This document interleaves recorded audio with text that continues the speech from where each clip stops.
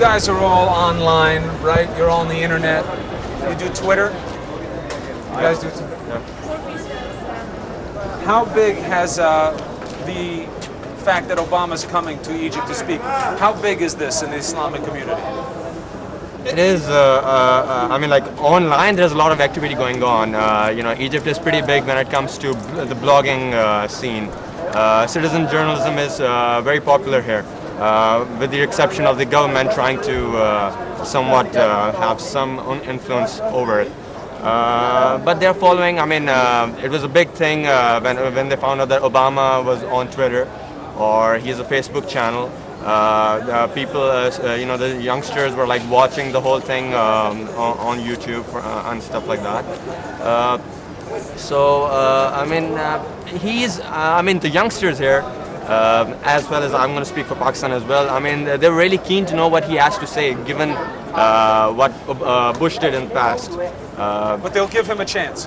I believe so. Yeah, I mean, the youngsters are really looking forward to what Obama is going to do now, and they really want to know what Obama has to say regarding the Palestine issue right now. So it's all eyes and ears on what he has to say now. Is it just that he's the new president, or is there something special about him?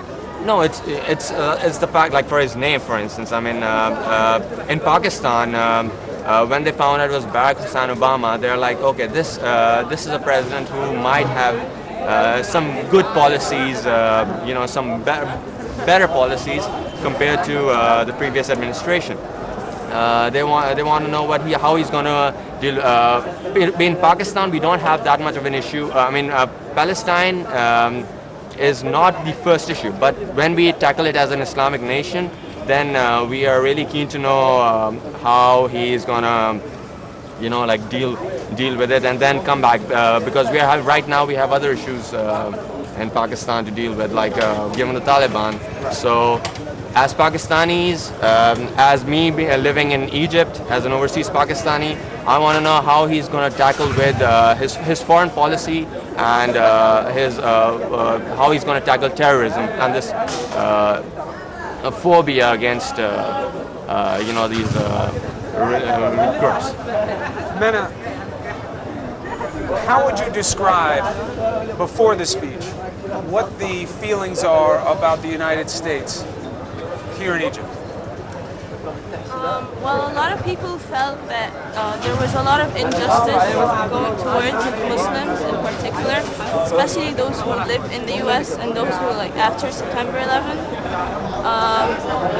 After Barack Obama was elected, they thought that maybe there would be change, and especially after the speech, they're demanding a lot.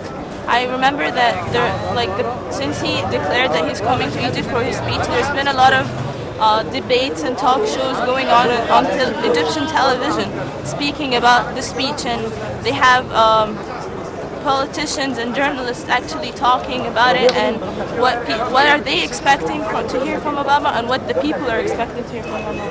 Fair criticism that Obama choosing Egypt is not the best choice because you have your own problems here with Mubarak, who could arguably be an autocrat, that there's a lot of suppression of democratic principles here, that even doing this is somewhat risky. Is that fair criticism, that choosing Egypt may send a mixed signal to the Islamic community about pushing democracy?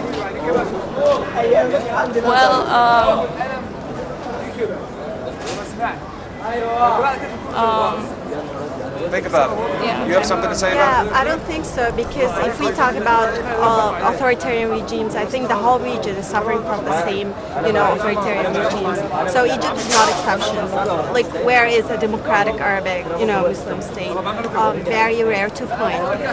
And still, Egypt is kind of a moderate Islamic country. It's not like Saudi Arabia, or it's not very secular as like Turkey or Tunisia. So they may not represent, or they may not be so familiar with the Islamic society or the Islamic people in general. So I think that he was so smart in choosing Egypt, especially because some people lately were trying to say that Egypt's role in the region and solving the issue of Palestine and Israel was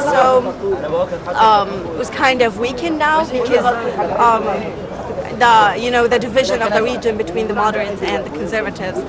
But still, Egypt still plays the main role in solving all the conflicts in the region. Do you think people in the Islamic world would believe that a U.S. president is going to move away from Israel in any meaningful way?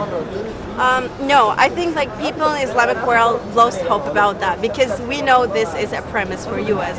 Israel is a fact. It's Israeli-American relations are not an issue to debate anymore. So what the people or what may be the Muslim want to see is change from their states themselves. So we lost hope about waiting for change from outside because that will never come up with any good consequences. What do you think of this? Obama gets criticism within the United States for coming to the Islamic world or going around the world and seeming like an apologist for American policies in the past. He gets criticized that he shouldn't be saying America's bad, we'll be better now, forgive us. What do you think of that? I think it's not an apology at all. He's just trying to give a better image about U.S. and even Americans who come to study at the AUC. They come with the same message. They want to change the Egyptians' perception about what we think about Americans and how do they see us. So I think it's not a fair criticism at all because first of all, he's not coming here to make an apology. It's so simple. He's trying to talk and to give a new path for the American relations with Islamic world. How big is it, Yasmin? How big is this, him coming to give a speech? Is this a very big deal? I think it is, and there's definitely been a lot of anticipation over what his speech is going to be about, and it's going to be very difficult for Obama to address the Muslim world because it's so diverse and it's so large, and it's and also I want to comment on your statement that he's coming to apologize to the Muslim world.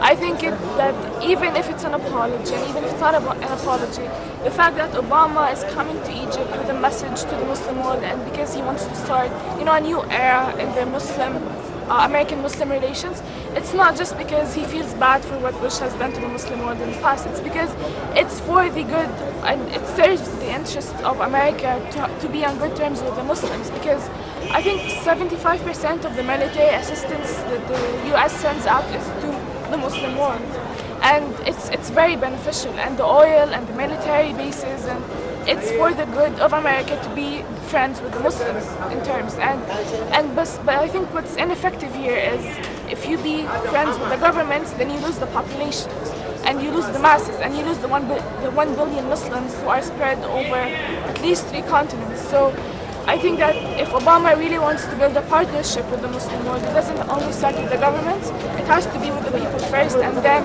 goes to the governments.